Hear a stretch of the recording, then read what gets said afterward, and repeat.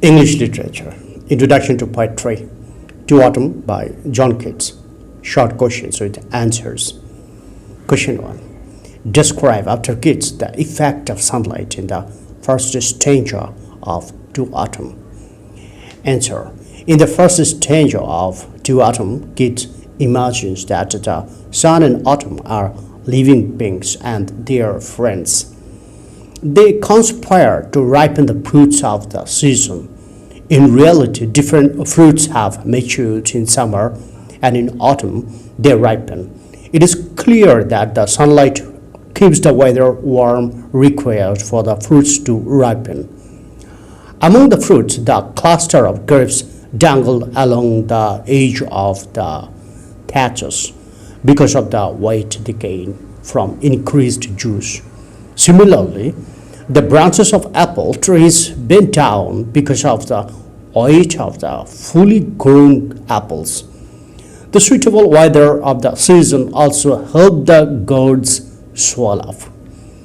Besides, the sunlight causes the hazel shells to become plump with sweet kernels. Finally, it keeps the flowers blooming to help the bees in collecting honey that overflows their clammy cells.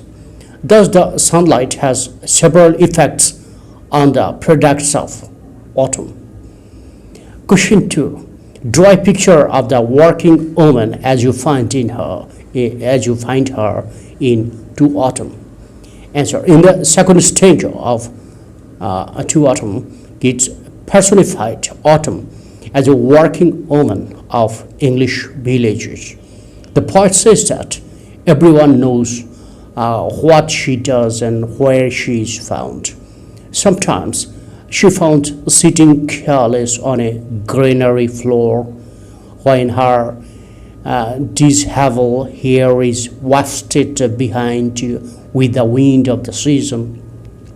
If she is not there, she is found asleep in a half-ribbed field where she has been working. The intoxication caused by the fume of poppies has led to sleep while her hook lies near the uncut swath. At other times, she is found crossing a brook, taking a load of the ribbed corn on her steady head. If she is not found anywhere in the field, she must be found at her house, squeezing out juice of seasonal fruits with a cedar press. At this time, she is found looking patiently at every drop of juice oozing out of the machine. Needless to mention, Keats' presence in this an exquisite word picture of a working woman of rural areas. Question 3. What are the songs of autumn? Answer. Keats gives a list of the songs of autumn in the last stanza of To Autumn. The songs do not appear to be songs in comparison to the songs of spring. However, the speaker, in a tone of consolation to autumn, treats the sounds made by some insects and birds during evening as songs. Of them first comes the wailful choir of the small gnats. The gnats are singing among the river swallows. Their song does not sound happy. It sounds like mourning. Then the bleating of full-grown lambs is heard from a far-off hill. The lambs are returning after the day's grazing and bleating loudly. The third song is the sound made by the crickets. They are singing from hedges welcoming the night. The fourth song is the whistle of robins. They have been described as redbreast. They are singing from a garden croft. The last song of the season is the twitter of the swallows. They have been gathered in the skies in the evening and twitter. Thus, autumn may not have cuckoo to sing, but it has its own music. Question 4. How do the images of to autumn appeal to your senses? Answer. The images in To Autumn appeal to our senses unambiguously. The images of the first stanza appeal to the senses of the taste and sight. The ripe grapes, apples, gourds, hazelnuts appeal to both the senses. They bring water to our mouths. Similarly, the word picture of the overbrimming honeycomb appeals to our senses of sight and taste.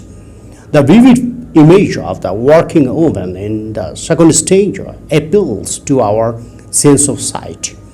We seem to see her working as a reaper, a winnower, a gleaner, and a cedar presser, juice maker.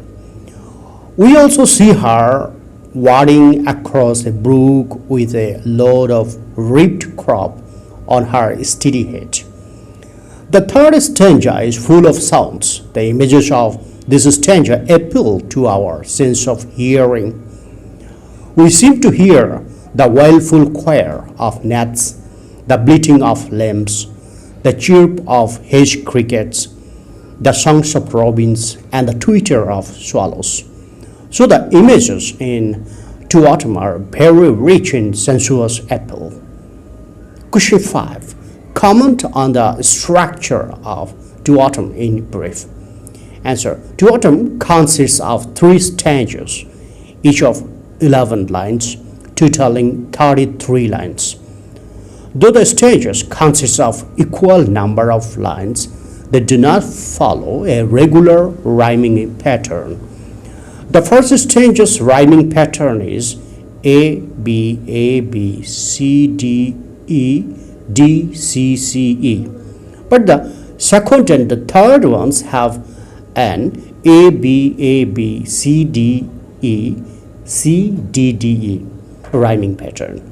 Each of the lines is composed of 10 syllables which are alternately accented. In other words, they are all iambic pentameter lines, as the first line demonstrates season of meats and mellow fruitfulness.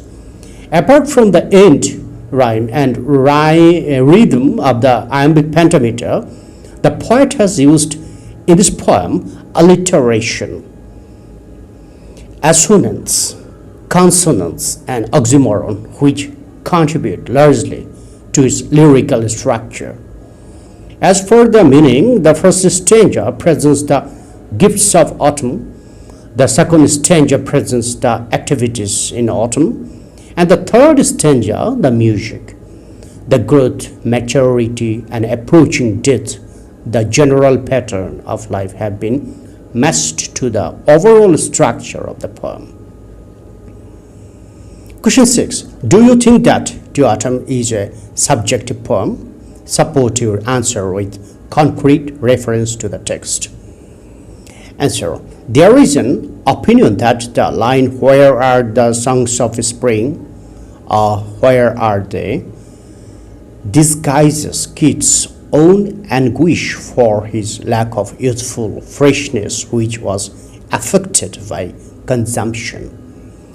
Those who support this opinion interpret autumn as a symbol of death. The soft dying day and the funeral dyers like songs, wailful choir, are brought in favor of their argument. The twittering swallows indicate their migration to warm weather because of the advent of winter.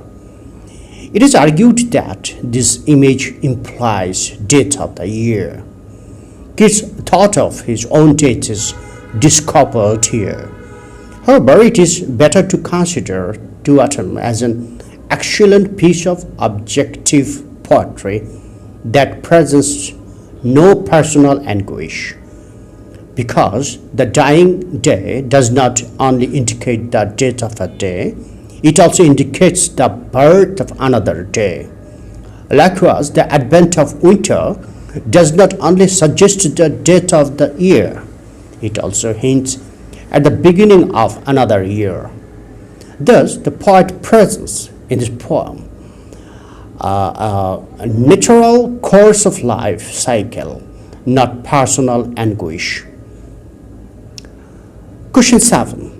Does To Autumn reflect Keats' preoccupation with death? Give reasons for your answer.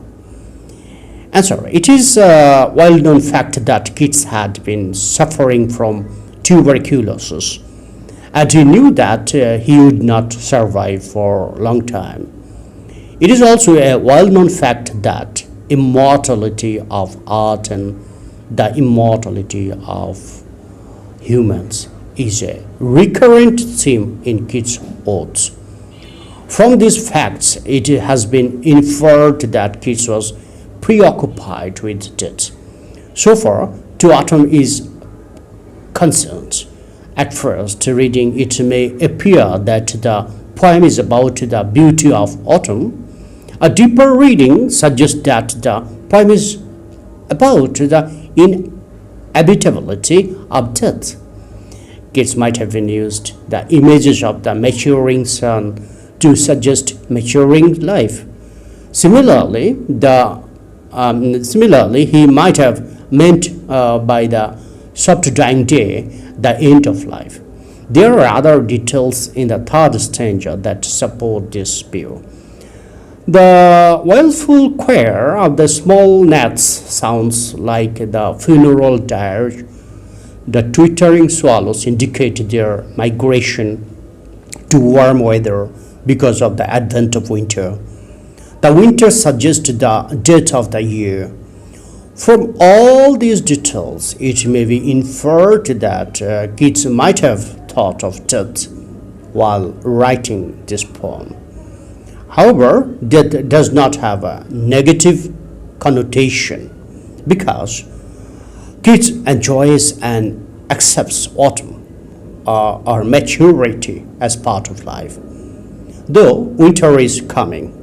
Despite the reminder of death, the poem reinforces the cycle of life growth, maturity, and death.